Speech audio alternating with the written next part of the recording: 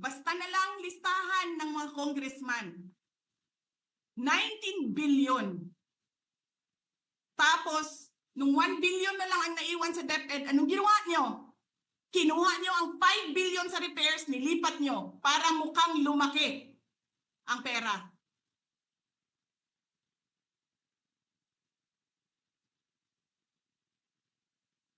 Martin,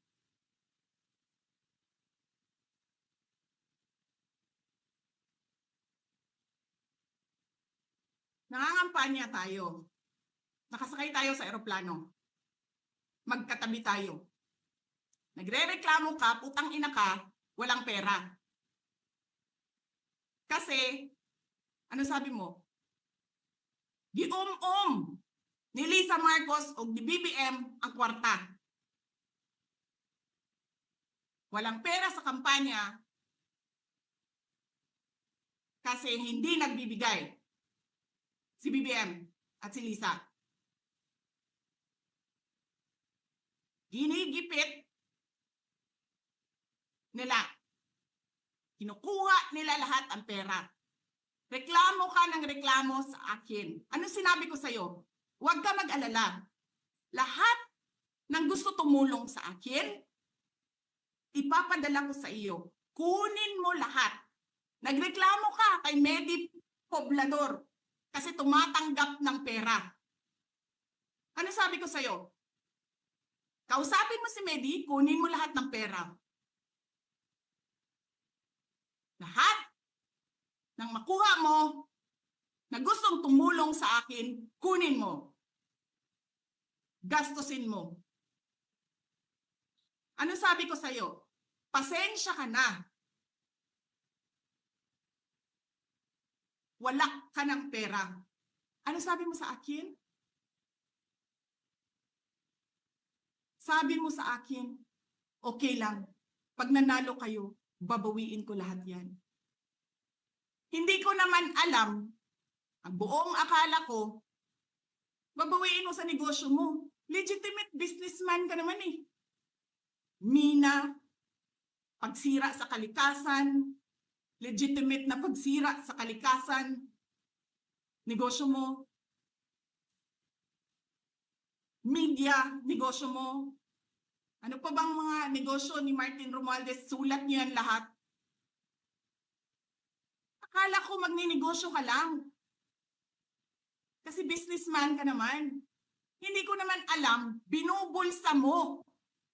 Ibubulsa mo, kakamkamin mo ang legal na pera at illegal na pera. Tanggap ka sa illegal, tanggap ka sa pogo.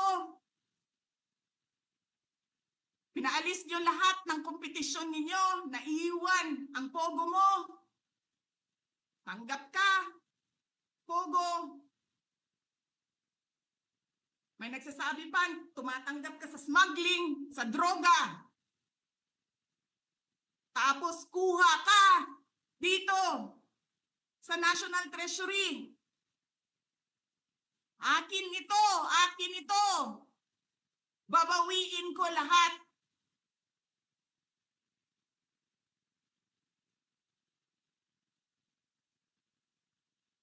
Masakit sa akin, Martin, hindi yung pagsira ng pangalan ko eh.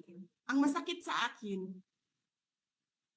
maalis mo man ako sa presidential race, hindi pa rin ikaw ang presidente, king ina mo.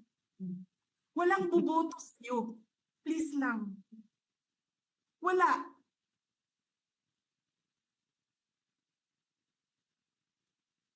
Hindi ka nga dumadaan ng contest eh. Kasi wala kang kalaban sa Tacloban. Kasi binibili mo, pinapakidnap mo, hinaharas mo ang mga kalaban mo.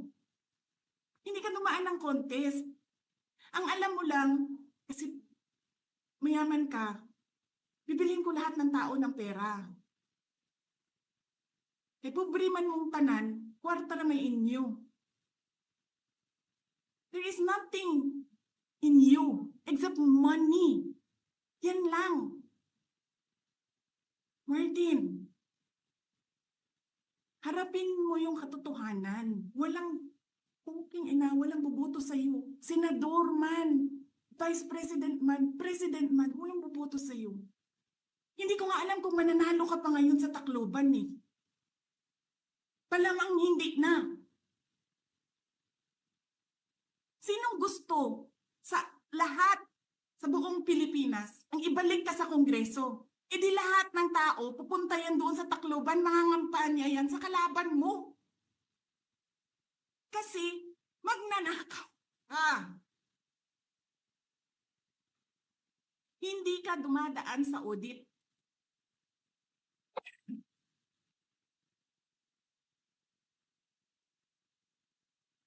Milyon-milyon, buwan-buwan, certification lang ng congressman.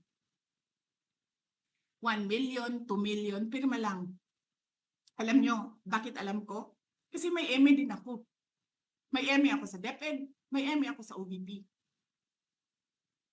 Pero sa amin, sa akin, nire-require ako ng resibo ng COA. Pero alam ko, certification lang ang kailangan. Pero nagko-comply ako. Bigay nyo lahat ng resibo. Pero ikaw, pirma mo lang, hindi mo nga ata pirma yan, pirma lang ng staff mo yan. Milyon-milyon dyan sa Committee on Accounts. Lumalabas ang pera. Pirma nyo lang. Walang nag-audit sa inyo. Sino ang nag-audit ng confidential funds ng Office of the President? Wala.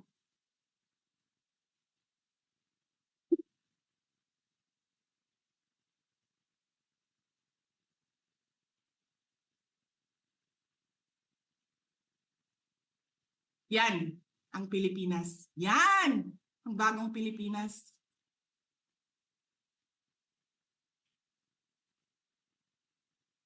Kriminal ang speaker. Bakit ko nasabi kriminal siya? Basahin niyo yung kaso niya sa United States of America. Sinungaling ang presidente. Double whammy pa. Hindi lang siya sinungaling. Hindi pa siya marunong maging presidente. Nagpresenta ka na magiging presidente ka. Tapos, hindi ka pala marunong.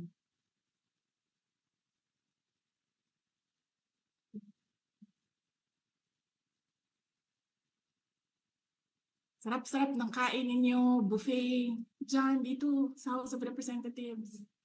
Alak, lahat. Lahat ng juice, lahat ng mamahaling wine.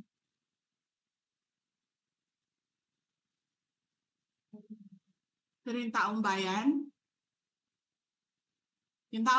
na pinamisan ninyo ng 20 pesos na rice, yung taong bayan na hindi ninyo pinupuntahan sa mga komunidad nila, ano sabi nila? Asin lang okay na mi, anad naman mi anak. Ganyan ang bayan natin. Okay na lang kami sa asin. Saan ka nakahanap ng bayan na ang tao, because of their hopelessness, because there is no functioning government, umukay na lang sa asin.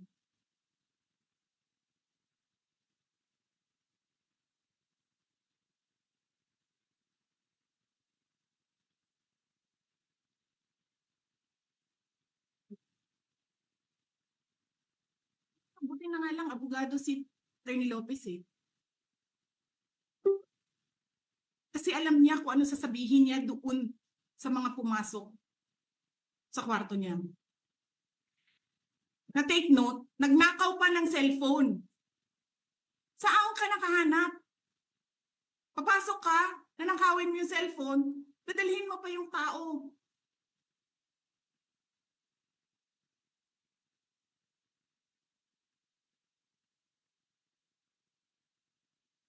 Diba? Princess, you're raising your hand.